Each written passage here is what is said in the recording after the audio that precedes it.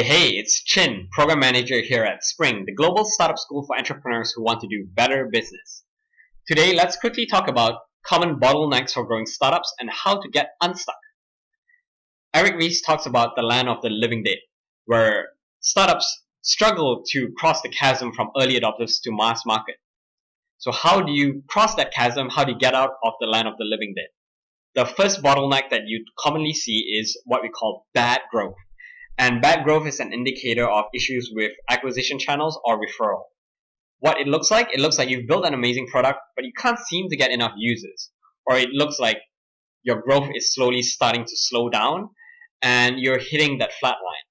It's most commonly seen with invented types of entrepreneurs where they have the mindset of build it and they will come. So how do you solve this? To solve it, you need to really understand how to articulate well to your customers. So you need to first listen to your customers, focus on the problems that they have and the tasks that they're trying to accomplish, not on your solution. By doing this, it will allow you to really speak in a language that really resonates with your customers and they will come to you. Second bottleneck that you most commonly see with startups is retention issues. And retention issues can actually be addressed by two different metrics, possibly by activation metrics or by retention metrics. Sometimes it's the case that you're having a huge amount of adoption. People love your product or they want to use it. They're signing up, but it's simply not sticking. People are not hanging around long enough. How do you solve this? Obviously, you've already hit the nail on the head and you're really good at articulating the customer's problem. That's why they want to use you. But the case could be that your product or service is simply not doing what it's promising or not doing what your customers are expecting. So there are four things that could be addressing this. So you need to dig down and investigate. Is it an issue of quality, number one?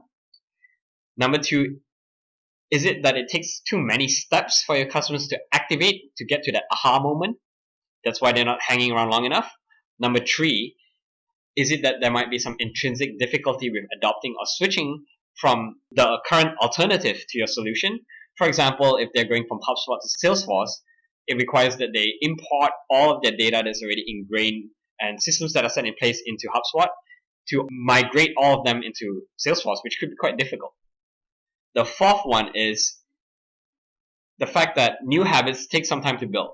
You want to make sure that you are reinforcing these new habits through things like push notifications, email reminders, tutorials, or hands-on guidance.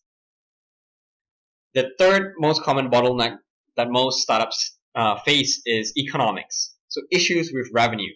For example, WhatsApp, Snapchat, Instagram, they have a lot of users and users are using them repeatedly. No issue with acquisition or retention, but simply the numbers don't seem to work. So how do you solve it? The easy way to solve it is plan for revenue on day one. You have to distinguish between your customers and your users and really focus on the customers. Think about what's your business model. Is it subscription-based? Is it freemium? Is it through refills? Like, for example, if someone buys a printer and they have to buy their ink refills.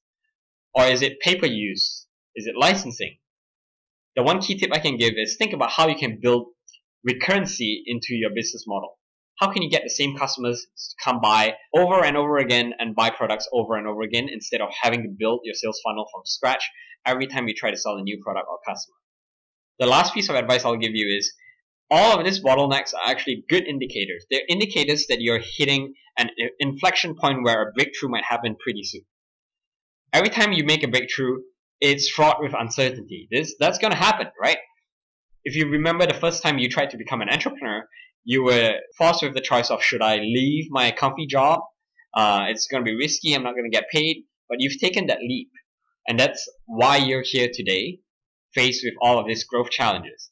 Once you overcome those challenges, you'll have the opportunity to grow much more quickly and hit that next milestone. So keep it up.